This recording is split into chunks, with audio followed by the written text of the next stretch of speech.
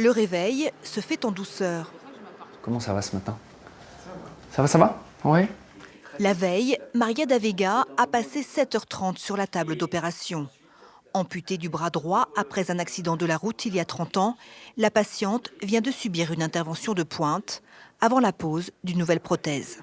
On va rechercher les nerfs de Maria, on va les identifier, on va les recouper parce qu'ils sont dans de la fibrose. C'est pour ça qu'après une amputation, il y a ce phénomène de douleur importante de membres fantômes.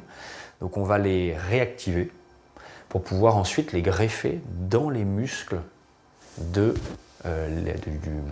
corps de Maria. Une sorte de recablage des circuits nerveux avant la pose, dans quelques mois, d'une prothèse bionique contrôlée par la pensée. Que vous avez vos neurones au niveau du cortex cérébral, qui ensuite donnent les nerfs. Le nerf active le muscle et le muscle active la fonction du bras. Donc là, le fait de réactiver ces nerfs, ça va permettre ensuite de refaire les connexions neuronales pour permettre au patient, lorsqu'il va penser ouvrir la main, le faire avec le bon nerf et avec la bonne articulation de la prothèse bionique. Une révolution dans la vie de Maria. Quand on m'a proposé cette opération, j'étais très contente. Parce que je voulais utiliser mes deux mains.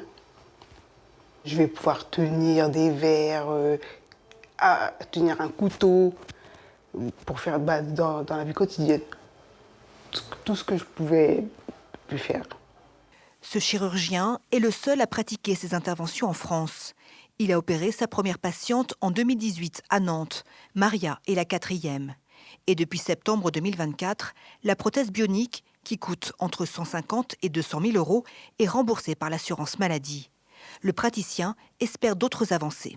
On voudrait, dans l'avenir, pouvoir effectivement se dire que les prothèses pourraient faire plus de mouvements, de façon peut-être un peu plus fine, mais on essaye de travailler sur des retours sensitifs, vibratoires, de pression, par l'intermédiaire d'électrodes qui seraient mises dans le manchon des doigts de la prothèse, pour pouvoir refaire une retransmission d'une sensibilité. Une équipe du CHU de Grenoble a assisté à l'opération à Nantes pour se former à ces pratiques médicales innovantes.